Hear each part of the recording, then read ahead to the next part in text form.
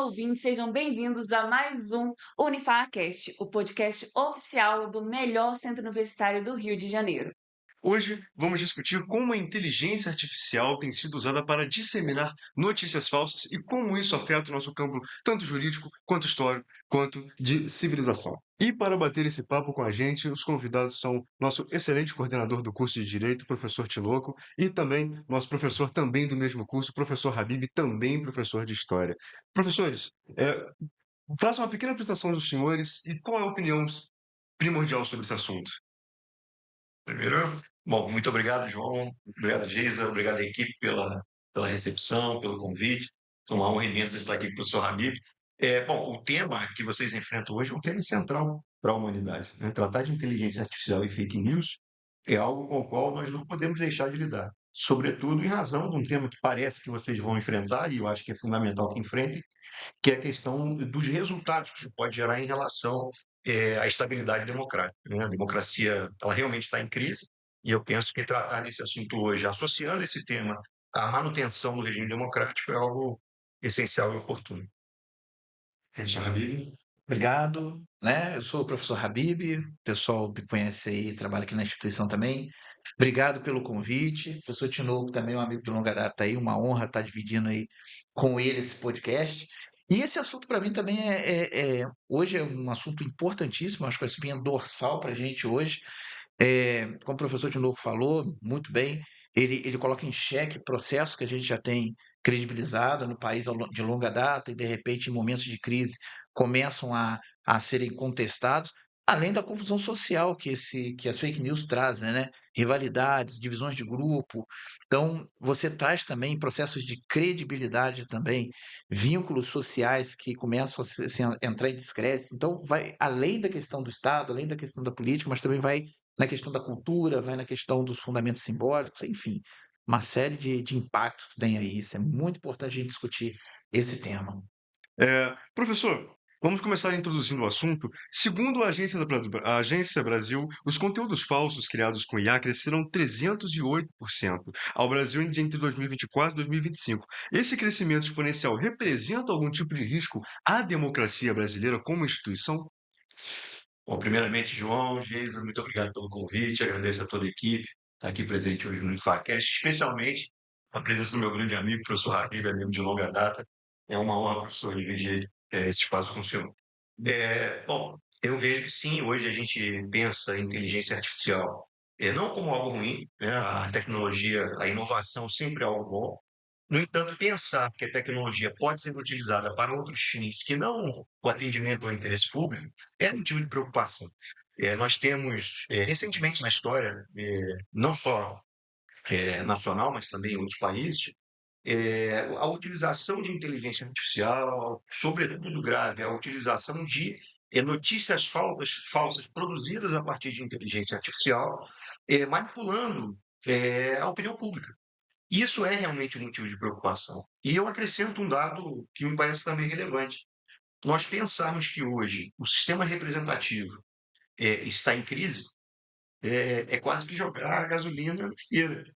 Quer dizer, você olha hoje no sistema representativo, a gente não crê mais, por exemplo, nos políticos, na política, no sistema partidário, né? E a democracia, portanto, começa a ruir quando, em verdade, tudo isso se junta a uma série de informações que só colaboram para que esse descrédito, para que essa deslegitimação do processo democrático ocorra. Então, vejo realmente com preocupação.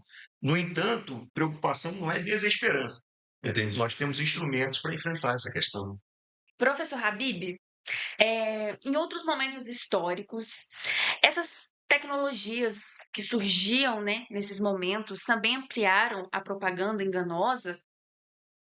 Ah, sim, a gente tem outros momentos aí. Porque, na verdade, o que a gente chamou de fake news, né?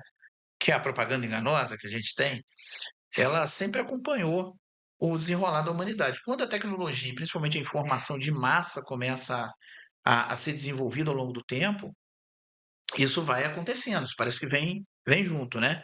Tem um caso interessante que a gente tem vários casos, né, dentro da história, mas tem um caso interessante, por exemplo, em 1835, quando eles começam lá em Nova York a fazer os jornais mais populares, aqueles jornais bem mais baratos e acessíveis à população, fizeram uma fake news lá, na época, em 1835, falaram que inventaram um telescópio que era capaz de ver detalhes da Lua e noticiaram que a Lua era habitada, que tinha inclusive praia, aquela coisa toda, né? E foi um boom, né? O pessoal que comprou o jornal começou a divulgar, um monte de gente foi lá e foi comprar aquele jornal, aquele esgotou. O que que o jornal fez? Começou a botar um monte de notícia Uhum. daquela ali para vender jornal. E aquilo foi um monte, até descobrir que não era nada daquilo. E depois o jornal teve que vir pedir desculpa a público, só que a população já estava acreditando no processo. Então, essas coisas sempre aconteceram. Então, assim, a gente tem vários pontos aí na história. Tem uma fake news também que gerou até guerra, né? Que mudaram uma, uma carta, o general von Bismarck, na unificação alemã, mudou uma carta, né? Criou uma carta falsa, enviou para a embaixada da França, né? Era uma carta do embaixador alemão para a embaixada da França. Ele alterou a carta no meio do caminho, que ele tinha a proposta de fazer uma guerra, e divulgou isso num jornal. E uma carta ofensiva, que era um acordo, virou uma carta ofensiva publicada. A França respondeu, a diplomacia alemã se sentiu ofendida, ele entrou e falou: não, estamos em guerra então. E aí virou uma guerra, invadiram a França. As bases são as mesmas, As só mudam os mesmas. meios. E você vê, meio de jornal, meio de Sim. comunicação, a gente só brinca. Só vai evoluindo, Só né? vai. São tecnologias que hoje em dia a gente vê como algo analógico. Mas na época, Mas na época não tem, era mesmo. na época era top, né? Na época era o que Sim. estava se usando como tecnologia de ponta. Era novidade, né? Novidade, A exatamente. fake news vai acompanhando a evolução da Ela vai, comunicação. ela vai. Como que isso influenciou? Você já deu um exemplo, né? Mas de um modo geral, como que essas tecnologias utilizadas de uma má forma influenciaram no panorama político? Então, a gente já deu um exemplo aí, né, desse caso de guerras, tá? Mas tem movimentos culturais, questões de invasões de territórios, questões de crises econômicas. Isso é muito comum, né? Dentro dos mercados financeiros, você publicar uma notícia falsa para derrubar bolsa de valores. Então, ao longo do tempo, isso pode gerar até desemprego em determinado momento, numa determinada sociedade. Então, o impacto disso, historicamente, ele é muito nocivo, essa manipulação da informação, de forma geral, né? Mas se usa como um propósito para ter benefícios, geralmente benefícios financeiros, algum benefício político. E tendo em vista esse panorama, quais são as medidas, tanto coletivas quanto estratégicas, que podemos tomar para poder mitigar esses danos? E é possível, além de mitigar, extinguir esses danos causados por esse tipo de tecnologia, as fake news? Bom, Jorge, antes de qualquer coisa, a gente deve pensar quais são os princípios que regem o Estado na sua relação com a sociedade. Do ponto de vista do liberalismo político, isso historicamente foi tratado da seguinte forma: o indivíduo tem liberdades frente ao Estado, o Estado não pode de forma alguma interferir nessas liberdades. A ideia que subsiste ainda hoje em muitos setores da sociedade é que a liberdade é um direito absoluto do cidadão. E isso, na verdade, não procede do ponto de vista jurídico, né? Porque se efetivamente a liberdade fosse um bem absoluto, ela poderia eventualmente contrastar com outros direitos e se sobrepor a esses direitos. Por exemplo, a honra, né? Por exemplo, o direito à imagem de alguém. Então, a minha liberdade de expressão ela deve ser exercida dentro de certos limites que devem ser, portanto, ponderados diante de eventuais violações a direitos que são contrapostos. Eu não sou adepto à ideia de que o Estado deve primariamente intervir no direito à liberdade, né? Mas tem, para mim, sim, existem políticas que podem ser desenvolvidas para que não haja um abuso e de tal forma significativa que isso comprometa valores essenciais da própria sobrevivência da sociedade. Então, o que eu coloco, João, isso é um posicionamento que eu tenho defendido, é de que a liberdade ela não é o primeiro valor do liberalismo. Muito embora se pense nisso. Na verdade, é a igualdade que é o primeiro valor do liberalismo. Ela instrumentaliza a liberdade. Agora, pensar em igualdade não é pensar em dar a cada um o que cada um deseja ter na vida, não é isso. Mas oferecer meios, condições para que cada um desenvolva plenamente a sua personalidade. E, portanto, essa ideia de liberdade ela está atrelada à igualdade. Onde eu quero chegar com isso? Se você desenvolve a sua liberdade, ela só é justa, ela só é aceitável do ponto de vista social, se ela é benigna para essa promoção da igualdade. Agora, imagine você que, eventualmente, eu use minha liberdade para discriminar, para propor à sociedade, eventualmente, um discurso de ódio. E nesse caso, usar a liberdade para atrapalhar o jogo político, formar notícias falsas. E a gente pode pensar, então, nesses aspectos também. Que, em verdade, como disse muito bem o professor Habib, essa ideia de que informações falsas sempre estiveram presentes na vida da humanidade, ela é verdadeiríssima. A questão é que, quando você tem, por exemplo, né, uma indústria formal da comunicação, o compromisso dessa indústria, ainda que a gente saiba que muitas vezes o compromisso editorial é outro, mas o compromisso formal é de que a verdade seja informada, né? E quando a gente tem hoje a democratização, eu não acho que seja ruim não, tá? Mas a democratização da comunicação, hoje qualquer pessoa pode pegar um telefone e se comunicar com o mundo, né? Isso, na verdade, passa a ser um instrumento de difusão de uma informação que às vezes afeta milhões de pessoas.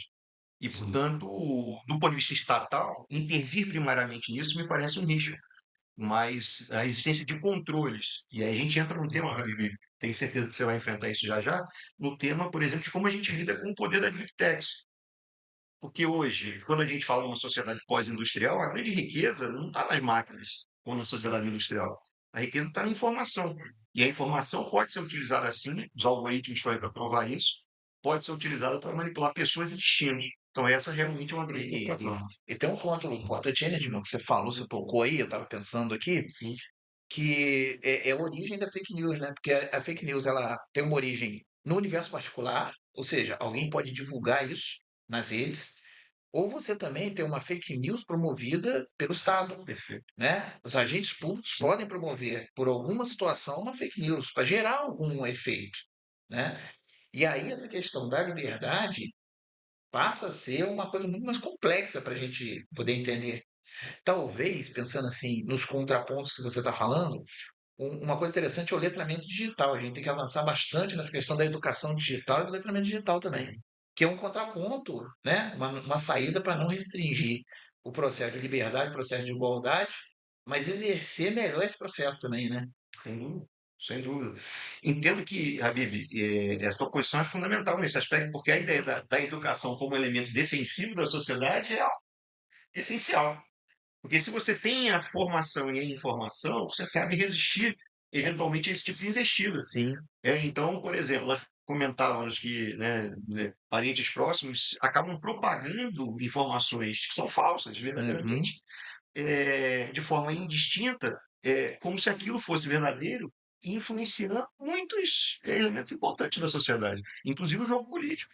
Né? Se a gente lembra, por exemplo, né, a gente está pensando hoje no processo eleitoral brasileiro, né, que é um tipo de grande preocupação, mas se a gente lembra, por exemplo, a saída do Reino Unido, perdão, a saída da Inglaterra da Comunidade Europeia, ela foi amplamente influenciada por manipulação de informação. Né? O Sim. Brexit foi isso. Sim.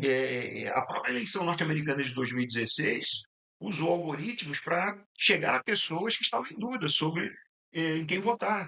E aí joga. E, portanto, tudo isso milita contra a estabilidade da sociedade no processo democrático. A educação é realmente, sem dúvida alguma, um grande instrumento. O senhor acredita que esse tipo de manipulação da eleição pode estar acontecendo agora nas eleições brasileiras?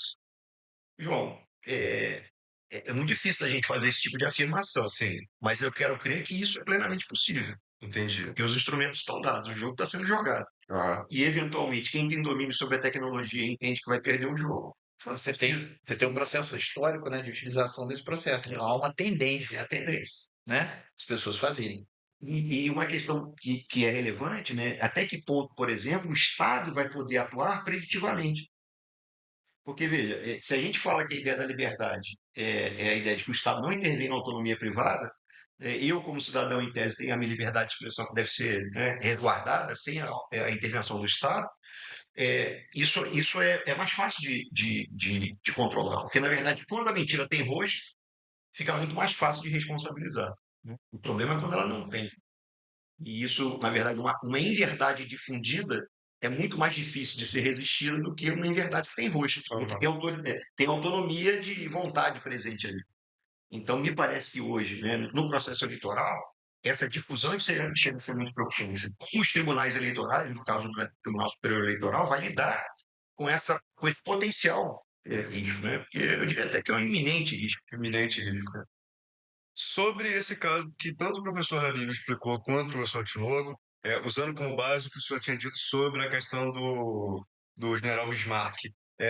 Tem um caso concreto sobre o deepfake, que é você colocar o rosto de uma pessoa sobre outra, recentemente, que foi o caso do Zelensky, Ah, que foi colocado ele fomentando a guerra e tudo mais.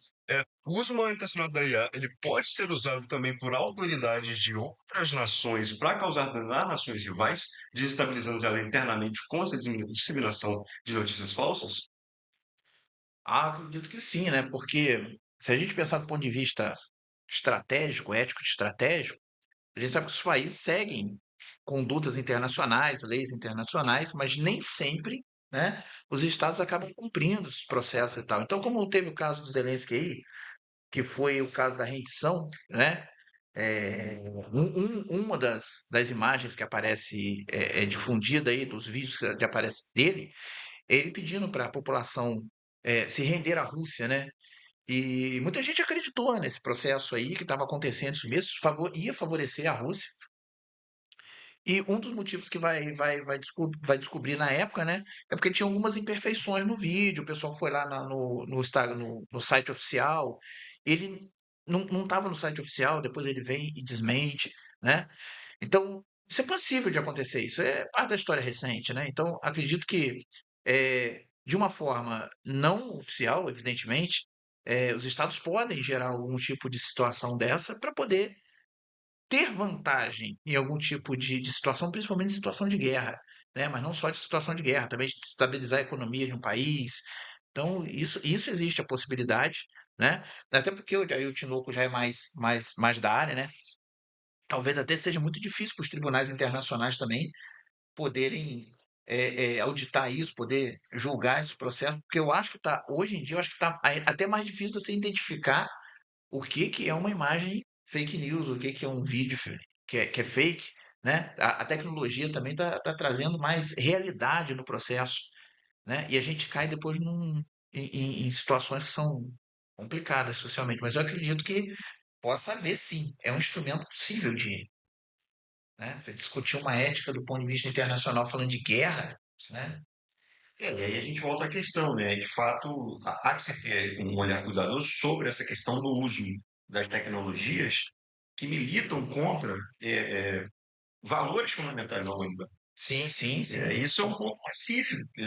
Deixar que as big techs dominem a Sim, informação e a utilizem como quiserem, no interesse, né? no interesse próprio. É um grande risco para a humanidade, porque, em verdade, isso é uma fonte de poder, não é só fonte de riqueza. As big techs hoje são as empresas mais valorizadas do mundo. E com isso traz-se, né, no entorno disso, o exercício de um grande poder, que é o poder de gerar perspectivas de mundo que não se coadunam com esses valores fundamentais da sociedade. Então, imagine você que, por exemplo, não quero dizer que isso vai acontecer, mas que o uso indiscriminado de uma informação odiosa pode gerar em relação àquele que é destinatário não tem formação e educação para compreender criticamente esse processo. O que isso pode gerar? Ser conduzida na vontade daquela pessoa. Exatamente. Teve uma frase que eu li uma vez que falou: poder é isso, né? Poder é você determinar a vontade do outro, Exato. né? Exato. E isso aí pode ser passível de existência. Exato. Quer dizer, nós passamos desse ponto de nos preocuparmos só com a qualidade da informação. Nós temos que também nos preocupar com o resultado dessa má qualidade. O que isso está trazendo para a humanidade? Eu dou um exemplo que não está muito longe de nós, todos vão lembrar, um processo gravíssimo que a humanidade passou, que foi a militância contra a ciência. Sim, sim, sim.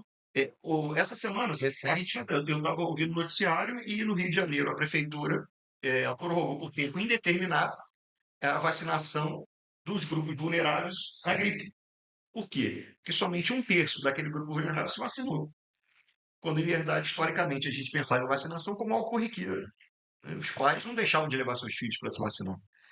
E aí a gente passa por um processo de descredibilização da ciência, e obviamente que isso também traz outras implicações de valores fundamentais, como a gente disse. Isso passa também, não sei se você concorda com isso, por um certo ceticismo que a humanidade vive hoje. Né? Nós somos céticos em relação a algumas coisas, ao ponto que nós temos que provar que a verdade é verdade. É. Sim. E isso é muito curioso. Tem até um termo chamado de. Eu estava lendo essa semana, ceticismo epistêmico. Que é justamente isso. Você tem tanto fake news, você começa a descrer do que é verdadeiro. É isso. Pior que isso é uma coisa que acontece casualmente na minha casa, porque às vezes eu tô com minha namorada assim, eu olho e eu falo, Olha esse vídeo aqui, será que isso aqui é Será que é verdade? verdade? Toda coisa que eu vou mostrar para ela começa com esse diálogo, será que é verdade? Isso pode ser usado até pelos grupos, por exemplo, os grupos de poder. Um político, por exemplo, que tem uma notícia que ele está sendo investigado sobre corrupção, ele pode vir no canal dele e falar, não, isso aí é fake news, e na verdade ele pode distorcer uma realidade, uma verdade. É isso, é isso. A gente vive hoje muito vulnerabilizado em função desse aparato de poder que gira em torno da informação. E aí, como eu disse, eu não sou adepto daquela ideia de que o Estado deve intervir primariamente na liberdade. Mas a liberdade só é bem exercida quando ela milita em torno de valores que promovem a igualdade, a justiça, o bem-estar da sociedade. Nesse momento, acho que o Estado tem sim um dever importante de atuar. Claro que atuações preditivas são relevantes. A gente falava da educação, da conscientização, né? Mas o problema é não fazer nada diante do quadro que a gente tem hoje, né? Entendo, O entendo. poder da informação, ele é flagrante e brutal, né? Lidar com isso realmente é um desafio. E falando sobre isso, existe algum projeto em andamento com esse objetivo de mitigar, de educar a população? Eu não sei se a Ravine tem notícia, assim, o único projeto que eu tenho notícia no Congresso Nacional hoje sobre esse tema não seria propriamente sobre educação, né? Acho que isso é um papel muito mais da sociedade no primeiro momento, né? Das escolas, das universidades. E nós estamos num espaço aqui fundamental para esse debate, né? Um espaço de educação é um espaço de formação de cidadãos e cidadãs, né? Portanto, isso parte, obviamente, da sociedade, né? Em regime de colaboração com o Estado, mas tem para mim que o projeto que temos hoje, formalmente falando, né, o projeto que temos hoje no Congresso Nacional é um projeto que tem tido muita polêmica em torno dele, porque fala exatamente dessa questão da limitação do exercício da liberdade de informação, né? E aí teria uma discussão se seria realmente legítimo, que primariamente se fizesse uma atuação preditiva, né, interventiva em relação a essa liberdade. Eu não estou aqui advogando que isso seja de todo ruim. Situações limite podem ser pensadas, podem ser discutidas.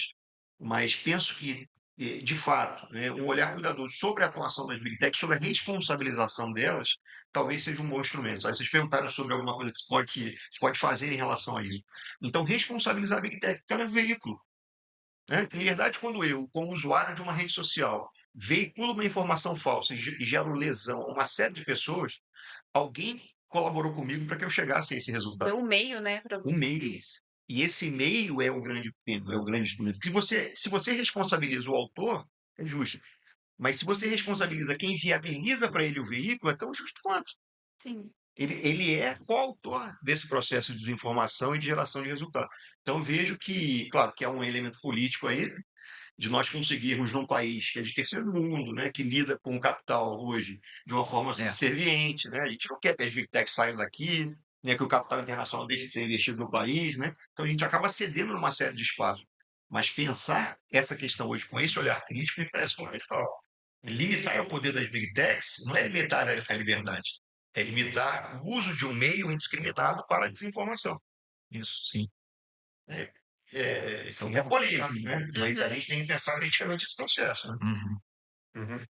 Constando da modificação de autoridades. Onde passamos da linha entre o humor e a desinformação? Eu vou usar essa pergunta, tem o caso do Papa.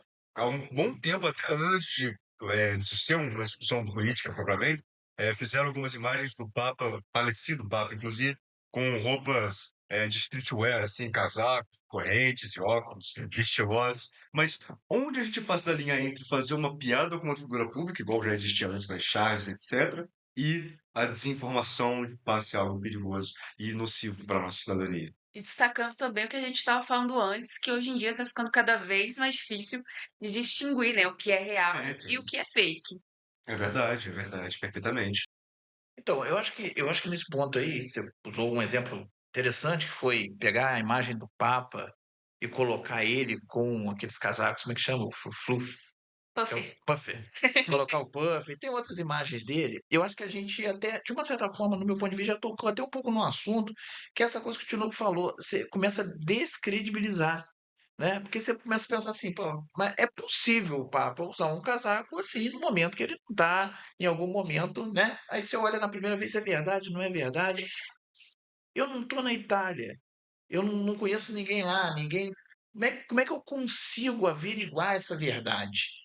Então, eu acho que esse é um dos pontos que a gente passa aí E eu acho que esse limite entre o humor, né, de trazer uma questão engraçada, e isso ter um impacto político, ter um impacto social, né, da fake news, no meu modo de ver, eu acho um limite muito tênue entre uma coisa e outra. É aquele negócio, a gente não tem nem a percepção da dimensão disso. Eu acho que a gente sempre teve fake news e meios de comunicação, só que a internet, principalmente o algoritmo, a internet e tal, e as novas tecnologias, ele escalonou a fake news. Ela pegou uma escala. Hoje a gente tem uma escala muito maior e muito mais dinâmica disso. A gente não tem tempo, talvez, nem de refletir, porque no momento tá chegando uma, já tá chegando a outra, já tá chegando a outra. Eu mesmo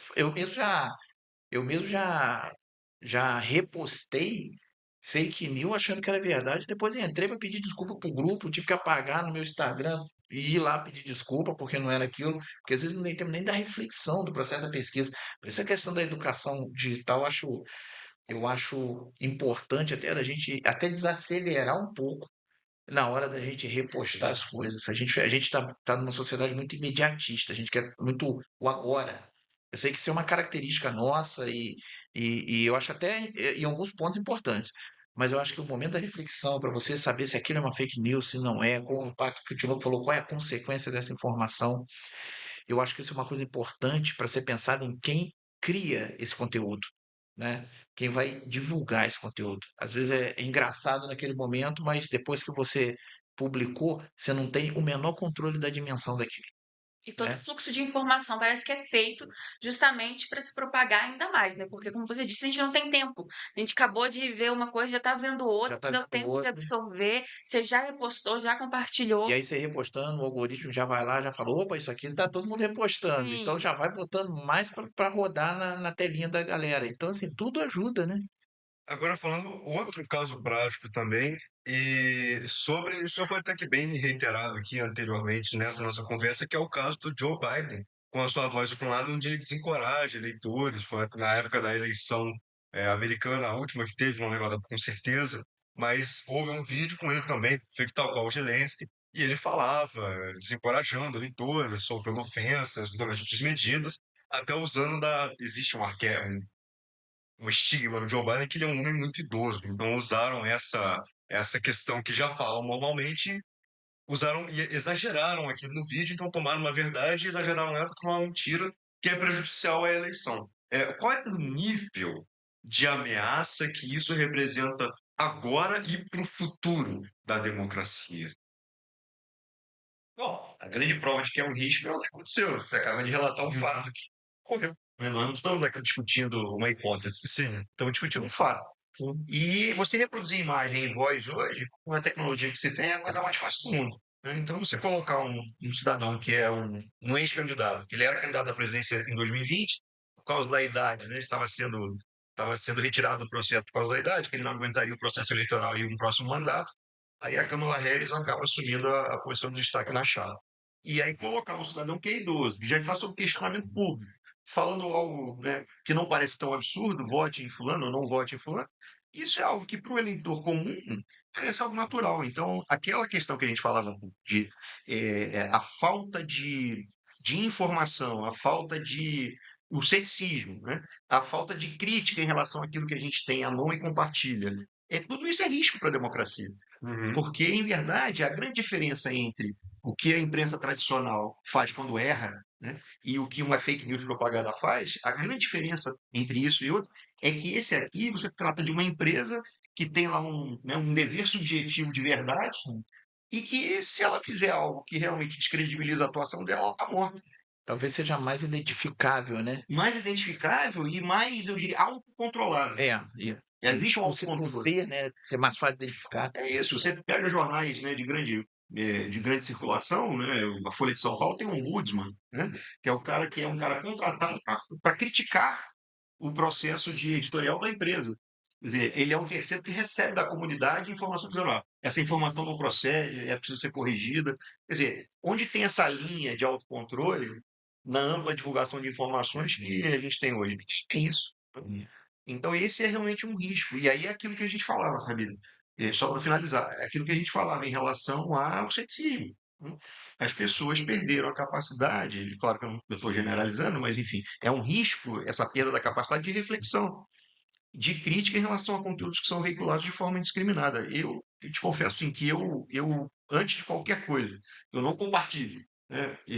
Porque, seguindo o exemplo do Habib, já fiz também uma postagem da qual me arrependi e não era verdadeira, né? E atendendo em tese a interesse público, né? Coisas que eram relativas à vida da É, municipalidade, à nossa vida real ali. acontece. Às vezes, na boa intenção, Exato. E você imagina num processo eleitoral onde o jogo político, né, está sendo jogado e os interesses maiores estão sendo disputados. É o quanto que por trás disso pode haver uso manipulado da informação. é muito aberto, né? Então vejo com muita preocupação. Esse processo eleitoral, olha, eu diria que é o maior desafio da vida democrática do Brasil depois de 88. Porque nós nunca tivemos tanta tecnologia à disposição de tanta gente e eu diria com tanta recorrência, né, de má intenção. Isso é realmente grave. É. Eu fico imaginando se já não tá rolando um vídeo nosso aí É. cantando hip hop, né? É. Porque é tipo corrente. Exatamente. É bacana, nossa, né? Possível. É. Mas eu acho que MC Timão. tipo game Eu preciso de 5 se eu faço isso aí. livro. Tá tudo muito acessível, né? Apesar de a gente ter uma grande desigualdade de acesso, o acesso está muito ampliado, né? Não é para todos, mas uma grande maioria tem esse acesso e nem todo mundo usa de forma responsável, né? E a gente tinha conversado sobre o rosto da mentira, né? Que quando ele não tem rosto, fica mais difícil de identificar, e isso gera um problema. Só que quando a mentira passa a ter um rosto, uma voz, uma aparência de verdade, isso muda o jogo democrático?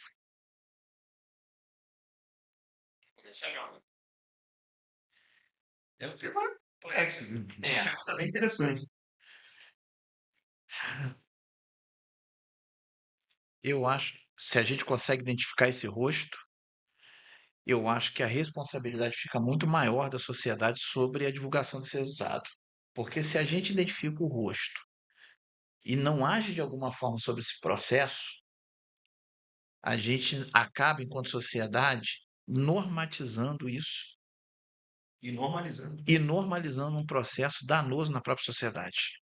Eu acho que a identificação passa a ser um instrumento também desse contrapeso. As formas de medida, de punição, de normatização são amplamente discutidas na sociedade, mas a identificação eu acho um ponto fundamental, né? E a própria exposição nesse processo, né? De quais são os elementos que geraram essas fake news. E, Habib, eu trago uma questão aqui, pegando o seu gancho, que é a seguinte: antes, nas campanhas eleitorais, nós nos preocupávamos com temas corriqueiros, financiamento de campanha, abuso do poder econômico. A gente continua se preocupando com isso. Sim, E devemos nos preocupar. Mas a questão hoje, me parece, é que sobre a mesa dos tribunais eleitorais vai estar um outro desafio, que é de entender se o processo eleitoral é legítimo ou não a partir da verdade ou da inverdade presente nesse processo eleitoral dos resultados que sim, vieram. sim. Como enfrentar esse desafio é a questão, né? Para que você não intervenha de forma abrupta na liberdade, mas, por outro lado, você tem o dever de atuar em defesa do processo democrático e da legitimidade das instituições. Porque, em verdade, se nós imaginamos que hoje as eleições podem ser definidas, e acho que nós mais ou menos chegamos a essa conclusão aqui, podem ser definidas com o uso da inteligência artificial, com o uso indiscriminado de fake news e com os resultados que isso traz, passa a ser dever do Estado responsabilizar os seus autores, inclusive não honrando mandatos que foram produzidos, foram conseguidos a partir do uso indiscriminado de notícia falsa. E isso, naturalmente, não é preditivo, né? Mas no processo eleitoral isso tem que ser muito bem fiscalizado. Né? A questão talvez, acho que é mais preocupante, nós não temos uma estrutura da justiça eleitoral hoje tamanha ao ponto de propiciar isso, sabe? O Ministério Público Eleitoral, na verdade, é um Ministério Público que tem um membro destacado para o eleitoral. O juiz eleitoral é um membro do judiciário que está destacado para o eleitoral. A justiça eleitoral no Brasil ela não é especializada a esse ponto, de você ter uma carreira. Então, pode parecer a alguns que seja absurdo, mas ter hoje uma justiça eleitoral especializada e com domínio sobre esses temas atuais é um instrumento, me parece, de segurança do próprio funcionamento do processo democrático. Até um avanço, né, nos processos aí de estrutura do Estado, né? Se pensar nisso. Isso. Porque você imagina assim, um juiz que é um juiz de vara civil, não é especializado no eleitoral, ele está destacado para atuar no eleitoral. Mas se você tem toda uma estrutura funcional, né, e uma estrutura, eu diria, organizacional, voltada para a proteção do regime democrático, a justiça eleitoral e o Ministério Público Eleitoral, você mitiga, né, os efeitos desse problema. Porque você vai ter gente vocacionada e condicionada para atuar nesse campo. O problema é que hoje a gente não tem essa estrutura. A justiça eleitoral tem um recurso orçamentário pequeno frente ao restante do judiciário. Tem um grau de especialização, claro. A gente tem excelências dentro ilhas de excelência dentro da justiça eleitoral, mas tem um grau de especialização que é mínimo. Juízes, na verdade, não são juízes eleitorais. Eles estão juízes eleitorais. Então, pensar nesse processo hoje, né, com, eu diria assim, uma visão mais defensiva em relação aos riscos, me parece estratégico, sabe? Sem, repito, primariamente intervir nas liberdades, mas pensando sempre que o seu exercício tem que estar condicionado a outros valores. Caminhando para o encerramento, nós já vimos algum desafio dessa magnitude anteriormente na história? Dentro desse tema, nessa magnitude, que aí a gente pega em escalas cada vez maiores, né, acessibilidade cada vez mais micro, ou seja, as pessoas, do ponto de vista individual, eles têm basicamente uma indústria de produzir isso na mão, no celular, e eu não tenho nenhuma análise, não tenho capacidade de analisar isso. Talvez até algum historiador que trabalhe mais especificamente nessa área até esteja produzindo alguma coisa, mas eu não tenho conhecimento desse padrão de escalonamento que a gente tem hoje, tá? O que eu vim relatando aí foi justamente o seguinte: às vezes fake news que são oriundos de sistemas oficiais, macros, como por exemplo na figura do Estado, representado por um grupo político que lança uma fake news para alguma situação que queira ter uma vantagem, mas mesmo assim não chega num processo como a gente tem hoje, de uma escala praticamente global de processos, né? Ou seja, qualquer um pode emitir é um emissor de fake news em potencial, tanto consciente quanto inconsciente. Porque se você vai discutir também um assunto que você não entende, mas você se sente empoderado para discutir um assunto, você pode falar uma inverdade e todo mundo te reproduzir ali. Isso já aconteceu várias vezes. Quer ver uma dificuldade que eu tenho, por exemplo? Meus alunos trazem vídeos da Primeira e Segunda Guerra Mundial. Tem um monte de vídeo que eles trazem e me mostram que são fake news. Só que você olha aquilo, é como se tivesse gravado com o instrumento de época. Aí você vai perguntar, quem fez isso aí? Ah, um garoto de 13 anos que fez com prompt. Entendeu? Essas escalas hoje são dimensões que estão no mico. A potencialidade está no mico. Talvez essa seja a grande dificuldade, inclusive, de você fiscalizar. Você pega um moleque de 13 anos e faz um vídeo aí que desarticula uma eleição. Como é que você resolve o problema?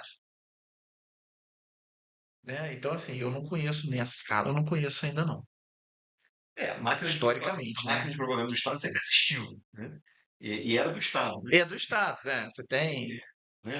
Existiu. Sempre existiu. E vai continuar existindo. A É. questão toda é que hoje essa máquina de propaganda ela vai além do Estado. Né? Houve uma democratização do processo, uma pluralização do processo de difusão da informação. E o grande risco é esse, né? Assim, não é que o Estado, tendo o monopólio disso, seja bom. Não.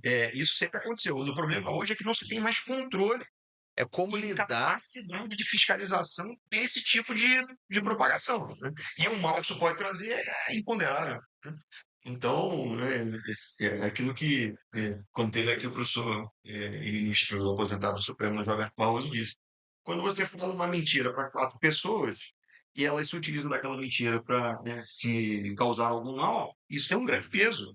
Mas quando você fala uma mentira para 4 milhões de pessoas ou para 40 milhões de pessoas, isso ganha um peso absolutamente imponderável. Então a questão é como a gente lida com isso, né, sem entender que, obviamente, a gente está migrando para um regime antidemocrático. Né? Sim. Porque sempre que se fala em limitar alguma liberdade, isso é restritivo e, consequentemente, é associado a uma restrição à própria democracia. Mas a democracia não é feita só de liberdade, ou pelo menos do uso indiscriminado dela. A democracia se faz pelo uso adequado da liberdade, conjugada com valores outros que são tão fundamentais quanto. Se a gente pensar nesse equilíbrio, que essa é a grande saída. Né? Difícil é realmente buscar esse equilíbrio real, né? Mas situações concretas podem trazer isso. Ainda mais buscar esse equilíbrio numa coisa nova, né? Como o professor Rabelo explicou, esse é um desafio nunca antes visto. Sim. Pensar numa sociedade virtuosa, né, gente? É pensar na educação, né? É pensar em fazer o bem, né? É pensar em que tudo que você faz, né, faz para que a sociedade melhore, se torne melhor do que ela já é. São esses valores que devem nos inspirar, que, se propagados, vão fazer com que essas atuações Começa a diminuir bem. comecem a diminuir e, obviamente, sejam mais resistidas. Que também a gente pensar que só o Estado vai atuar, né, em torno desse problema é uma ficção. O Estado não tem condição de fiscalizar isso. Na verdade, somos nós, os nossos filhos, né, os nossos pais. Né? Esse processo de conscientização é que vai nos mover em defesa desses valores fundamentais. Então, eu acredito muito nisso, sabe? Em desmistificar essa ideia que o Estado é um grande protetor e fazer do Estado, sim, um fiscalizador dessa atividade, né, que pode ser danosa, mas, sobretudo, trazendo à sociedade também a sua responsabilidade. E pensar, né, sempre, né? Estamos numa instituição educacional da qual nos orgulhamos, pensar que a educação é um grande É estudo. sim.